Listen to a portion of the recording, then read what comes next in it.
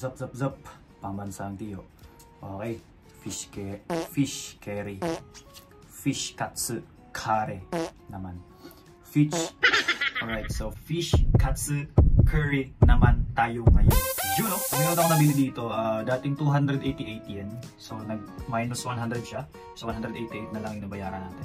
Dahil isa tayo sa mga bangers, no, sa supermarket na naghihintay ng mga namumula. So ayun, nakatsyempo tayo. Hindi nga lang siya half price pero minus 100 yan naman. So malaking ano na din, bawas na din yun. Tara, tirahin na natin to.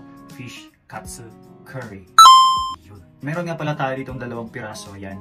And then yung lulutuin lang natin is yung isa. Kasi yung isang piraso, uulamin naman natin sa susunod. Iwain lang natin to ng 2 piraso. Yun pa, isang piraso lang. Timplahan lang natin to. Pepper. Tapos yung harina dito ko na lang din lalagay. Tapusin lang natin. Yun o, nagkalat na naman. Dilawang Boy Scout to par. Kamay lang. Ilunod na natin ito. Balik pa rin na natin para. Okay na to. So tabi lang muna natin. So, bawasan lang natin yung mantika. Carrots pa. So, kuha ulit tayo nito. Isang pisngit. Ice lang natin. Ice lang. Carrots. Okay na yan. So ito na natin ito.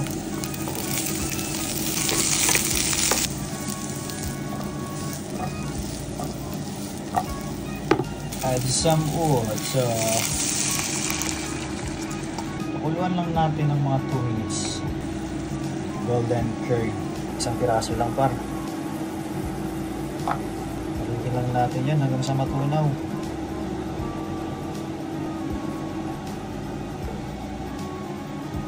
Palutin na lang. Palutin na par. Yun o. Tingnan mo naman yan. Kuha na natin yung saktong labo. Yun. Plating tayo par.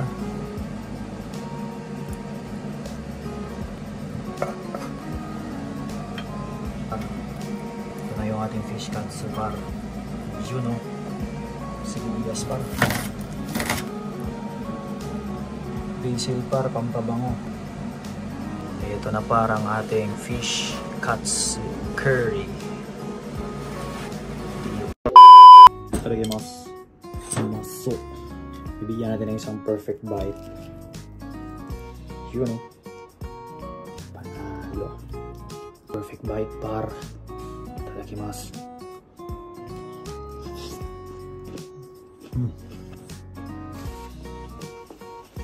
Solid.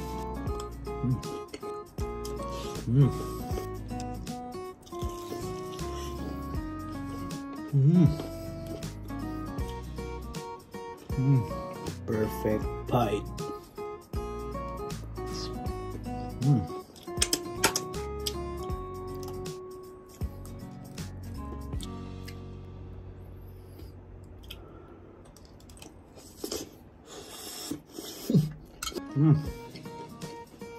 Gusto par.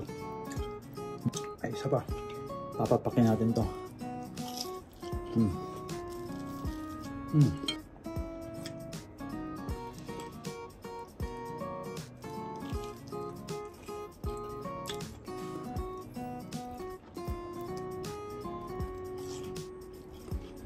Grabe, solid yun. Panalo tayo dun par.